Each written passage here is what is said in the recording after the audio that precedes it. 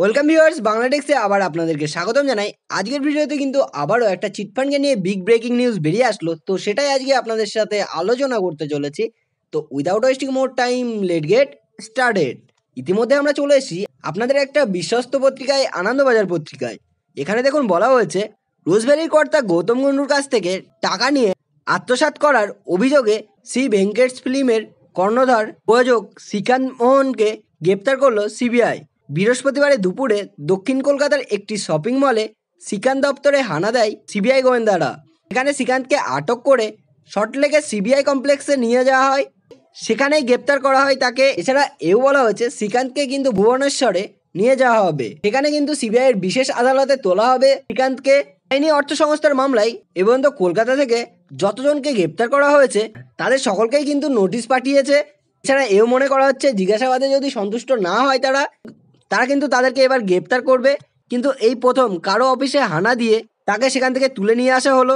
শ্রীকান্তের বিরুদ্ধে মূল অভিযোগ 70টি সিনেমা বানিয়ে দেবে বলে তিনি গৌতম কুণ্ডুর কাছ থেকে 24 কোটি টাকা নিয়েছিলেন, কিন্তু সিনেমা বানাননি, টাকাও ফেরত দেননি।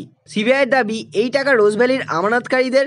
পরে সেই টাকা দিয়েই কিন্তু মুখ্যমন্ত্রী মমতা বন্দ্যোপাধ্যায়ের ছবি কিনেছিলেন। গৌতম জেলে থাকাকালীন তাকে হুমকি দেওয়ার অভিযোগও আছে তার বিরুদ্ধে।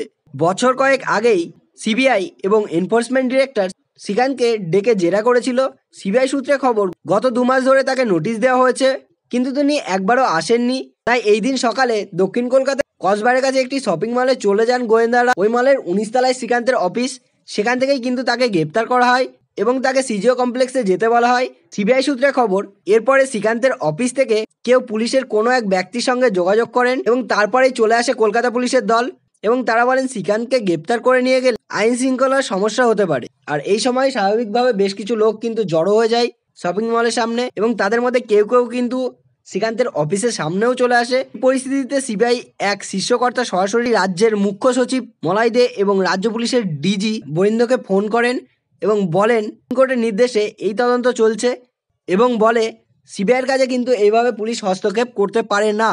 এরপরে বেলা 1:30 নাগাদ কিন্তু ফিরে যায় পুলিশের দলটি এবং 3:30 নাগাদ কিন্তু সিজিও কমপ্লেক্সে তাকে নিয়ে যাওয়া হয়। তো এই ছিল আজকের খবরটি। আশা করি আপনাদের ভালো লাগলো অবশ্যই একটা লাইক করবেন, যারা জানে না তাদের সাথে শেয়ার করতে একদম ভুলবেন না। আর এই ভিডিও রিলেটেড যদি আপনাদের কোনো রকম মন্তব্য থাকে অবশ্যই নিচে কমেন্ট বক্সে করতে পারেন। তো আজকের জন্য এই পর্যন্তই, আবার দেখা হবে এরকমই কোনো ভিডিওর সাথে।